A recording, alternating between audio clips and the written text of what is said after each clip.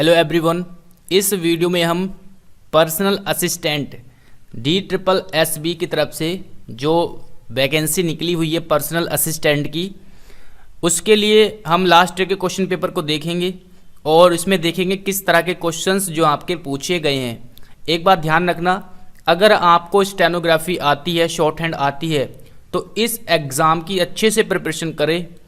4000 grade pay की vacancy है भैया, 4000 ग्रेड पे, यानी बी ग्रुप की वैकेंसी है। अगर आप पे स्टेनोग्राफी आती है तो एक बार अच्छे से मेहनत करके इस एग्ज़ाम को देने जाए, आपका एग्ज़ाम क्लियर हो जाएगा। ठीक है, अच्छे से पढ़ो, अच्छे से मेहनत करो। तो इस वीडियो में हम पहले प्रीवियस ईयर के क्वेश्चन पेपर देखेंगे। अभी कुछ दिन मैं आपको प्रीवियस ईयर के ही क्वेश्चन पेपर सोल्व कराऊंगा, फिर उसके बाद कुछ दिनों के बाद या होली वगैरह के बाद आपकी DSSB की क्लास सभी पोस्ट के लिए, मैक्सिमम पोस्ट के लिए, और साथ में NTA की क्लास, ये दोनों क्लास में लेकर के आऊँगा बहुत जल्द। ओके, फ़िलहाल मैं अभी प्रीवियस ईयर के क्वेश्चन पेपर सोल्व करा रहा हूँ, तो इसको आप आराम से देखें और किस तरह के क्वेश्चंस आपके पूछे गए थे एग्ज़ाम में वो यहाँ पर आपको देखने को मिलेगा। ठीक है, तो अच्छे से जो है अपनी तैयारी करें, मेहनत करके बहुत ही अच्छे तरीके से आपका एग्ज़ाम क्लियर हो जाएगा। साथ में अगर आपको वीडियो अच्छी लगती है, मेरा प्रयास अच्छा लगता है, तो चैनल को ज़रूर सब्सक्राइब करें। ठीक है, 30,000 जल्दी से करा दे। ठीक है, बहुत ही पास में है 30,000 के, तो जल्दी सब्सक्राइब करें, आपको मैं वीडियो प्रोवाइड कराता रहूँगा। ठीक है, तो अच्छे से इस वीडियो को देखो ध्यान से। इसमें हम GK और साथ में मैथ और रीजनिंग के क्वेश्चन को देखेंगे, किस तरह के क्वेश्चन यहाँ पर पूछे जाते हैं। चलिए स्टार्ट करते हैं अब अपनी इस वीडियो को और देखते हैं किस तरह के क्वेश्चन यहाँ पर पूछे गए हैं। ओके, चलिए, तो सबसे पहले हम GS का क्वेश्चन जो है देखेंगे, किस तरह के क्वेश्चन जो है GS में पूछे गए थे। तो यहाँ पर मैंने GS का जो क्वेश्चन पेपर है वो यहाँ पर खोल लिया है, ओपन कर लिया है। देखिए, पहला क्वेश्चन जो है, टोटल 40 क्वेश्चन है, आराम से देखेंगे। सबसे पहला क्वेश्चन है, ऊर्ध्वपातन कौन सी प्रक्रिया है, किस प्रक्रिया को ऊर्ध्वपातन कहा जाता है? तो ठोस से सीधा गैस में परिवर्तित जो चीज़ हो जाती है उस प्रक्रिया को बोलते हैं ऊर्ध्वपातन, यानी ठोस से गैस बन जाना वो कहलाती है ऊर्ध्वपातन प्रक्रिया। अगला क्वेश्चन है, आर्थिक कार्य संबंधी मंत्रिमंडल समिति यानी cabinet committee on economic affairs का अध्यक्ष कौन है? तो इसका अध्यक्ष कौन है? प्रधानमंत्री। ठीक है, मंत्रिमंडल समिति जो होती है उसका अध्यक्ष कौन है? प्रधानमंत्री। अगला क्वेश्चन है, नेक्स्ट हमारा क्वेश्चन पूछा गया था, अगला है, खाड़ी वे और गल्फ निम्नलिखित में से किस से संबंधित है? तो ये होते हैं महासागर से, महासागर में ही खाड़ियाँ बनती है, गल्फ वगैरह। ठीक है, तो ये महासागर से संबंधित होते हैं। निम्नलिखित में से कौन सी धातु सबसे अधिक आघातवर्धीय धातु है? तो ये है प्लेटिनम। ठीक है, इसका आंसर है प्लेटिनम। अगला क्वेश्चन देखते हैं, नेक्स्ट है, एल्यूमिनियम के बर्तनों को जंग से बचाने के लिए एनोडीकरण की प्रक्रिया में किस अम्ल का प्रयोग किया जाता है?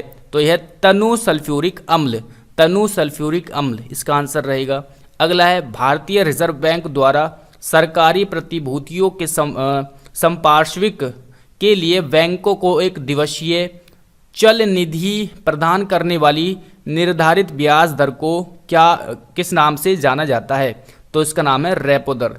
जो रिजर्व बैंक है, जो बैंक को दूसरे बैंकों पर जो इंटरेस्ट रेट लगाता है उसको बोलते हैं रेपो रेट, रेपो दर। ठीक है, ये कई बार क्वेश्चन आ चुका है, SSC स्टेनोग्राफर में भी पूछा जा चुका है। चलिए अगला क्वेश्चन देखते हैं। नेक्स्ट क्वेश्चन है हमारे पास, वस्त्र उद्योग में सूती और लिनन वस्त्रों के विरंजक के लिए निम्नलिखित में से किस रासायनिक यौगिक का उपयोग किया जाता है? तो कैल्शियम हाइपोक्लोराइड। अगला है, रबी की फसलें किस ऋतु में उगाई जाती है? तो ये है शीत ऋतु। नेक्स्ट क्वेश्चन है हमारे पास, अगला क्वेश्चन, एक मिनट, अगला क्वेश्चन देखते हैं।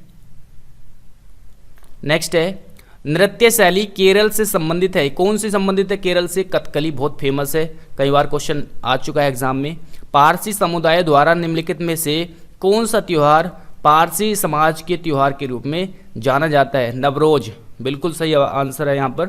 अगला है, किस फसल को अपने विकास के लिए उच्च तापमान, हल्की वर्षा, 210 ठंड से मुक्त दिन, फ्रोस्ट फ्री और तेज धूप की आवश्यकता होती है?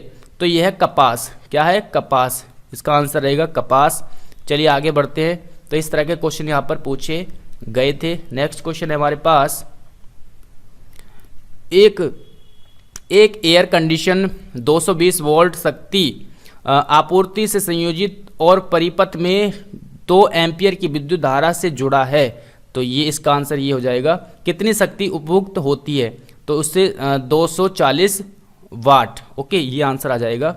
अगला है, निम्नलिखित में से कौन सा त्योहार फसल कटाई का त्योहार नहीं है? तो ये हो जाएगा answer option number Durga Puja. Pongal, Bihu, Onam ये फसल कटाई से रिलेटेड है, लेकिन जो ये है दुर्गा पूजा ये इससे रिलेटेड नहीं है। चलिए अगला क्वेश्चन देखते हैं। नेक्स्ट है हमारे पास, किस भारतीय नदी को बांग्लादेश में जमुना के नाम से जाना जाता है? तो यह है ब्रह्मपुत्र नदी। ठीक है, कई बार क्वेश्चन आ चुका है। अगला है, किसी विलयन की प्रकृति को जानने के लिए विशेष पदार्थ का उपयोग किया जाता है जिसे के रूप में जाना जाता है, उसको बोलते हैं सूचक के रूप में। ठीक है, आंसर रहेगा सेकंड। अगला क्वेश्चन है,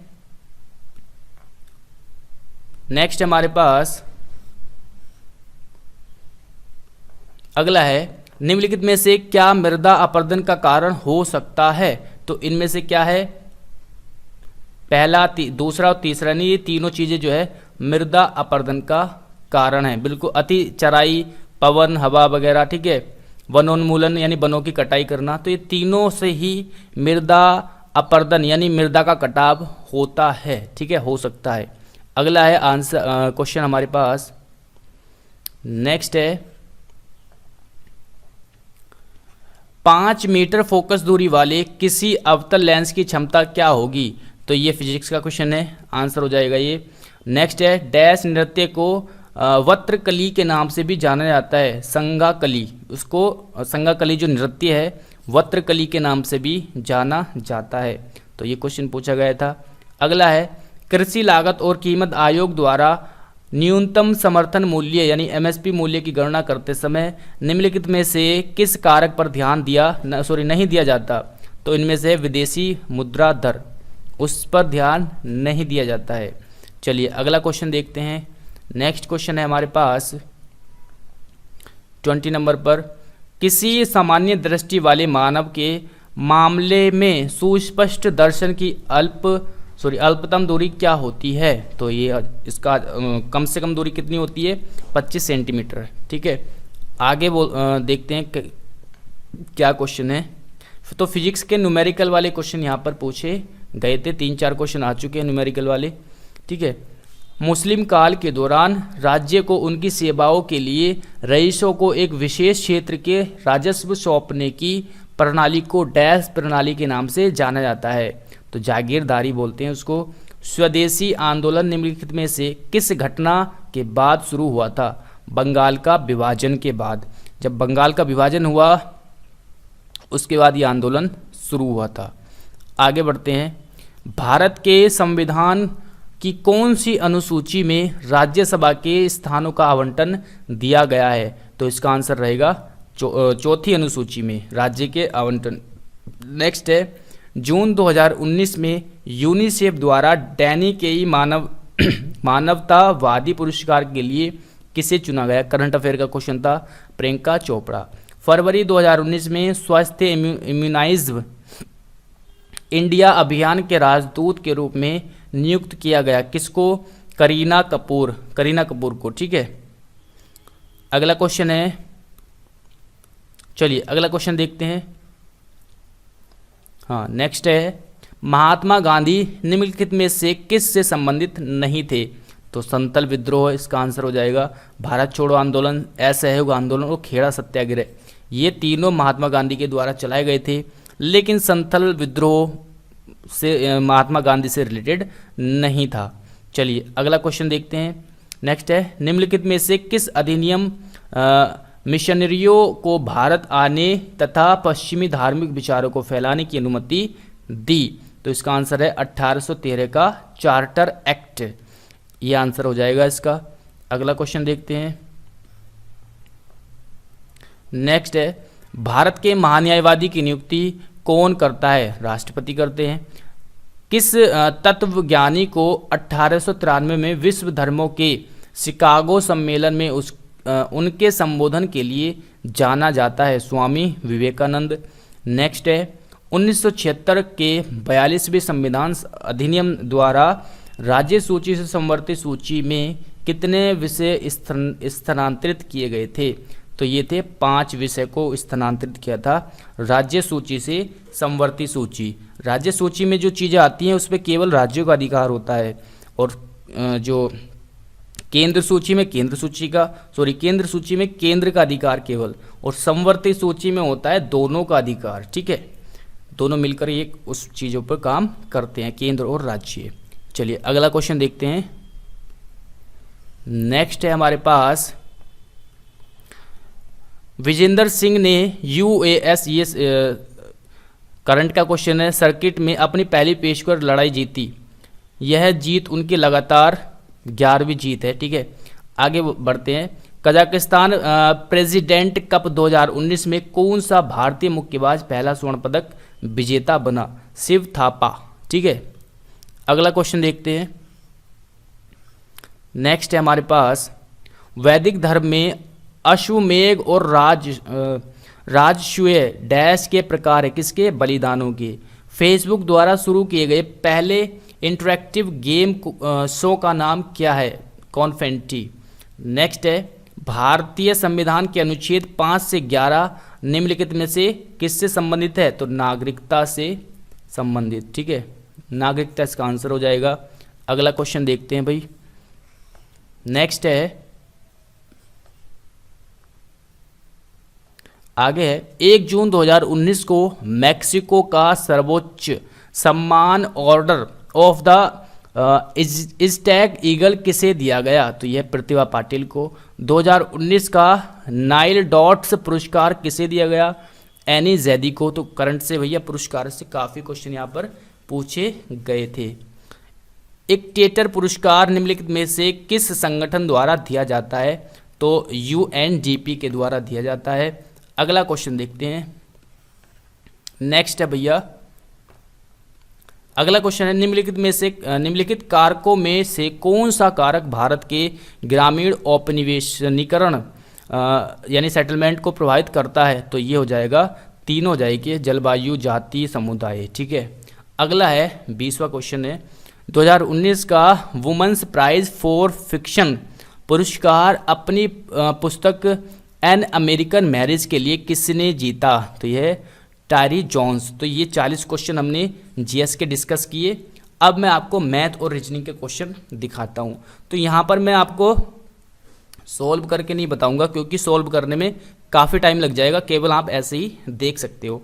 तो अगला जो है ये मैथ के क्वेश्चन है, ये आप देख सकते हैं। ठीक है, और सॉल्व करना चाहते हो तो वीडियो को पॉज कर करके आप सॉल्व कर सकते हो।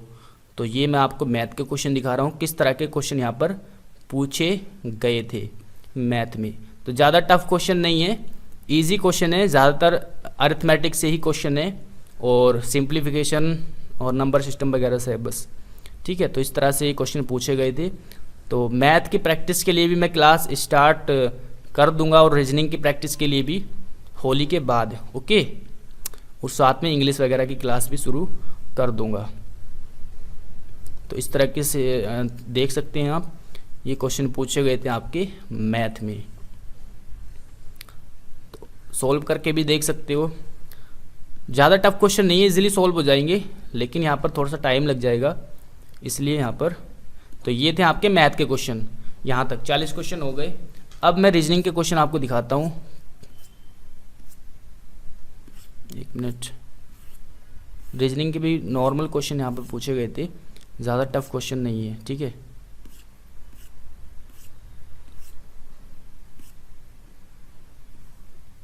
तो यहाँ से जो है रीजनिंग के क्वेश्चन देख सकते हो, मैं इसको ऊपर कर रहा, नीचे की तरफ कर रहा हूँ, ठीक है। तो इस तरह के क्वेश्चन जो है रीजनिंग में पूछे गए थे, देख सकते हो आप, ठीक है।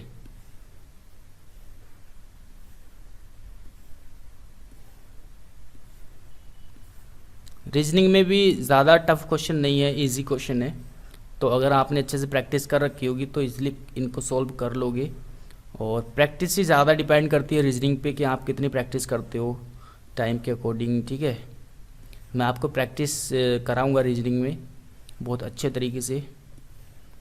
थोड़ा सा टाइम जो है मिल नहीं पाता, तो इसलिए थोड़ा लेट हो जाती है क्लासेस। चलिए देखते हैं। तो ये था रीजनिंग,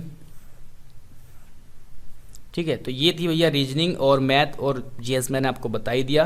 तो इस तरीके से क्वेश्चन जो है पूछे गए थे DSSB पर्सनल असिस्टेंट की पोस्ट के लिए, ठीक है। उसी तरीके से मैं आगे भी वीडियो बनाऊंगा इस पर। अभी लास्ट ईयर के क्वेश्चन पेपर 10-12 शिफ्ट में एग्ज़ाम हुआ था, सारे क्वेश्चन पेपर मैं आपको सॉल्व करा के दिखाऊंगा यहाँ पर। तो अगली वीडियो में मिलते हैं। Thanks for watching this video, और चैनल को सब्सक्राइब ज़रूर करें भाई अगर वीडियो अच्छी लगी हो तो। चलिए, थैंक्स फॉर वॉचिंग।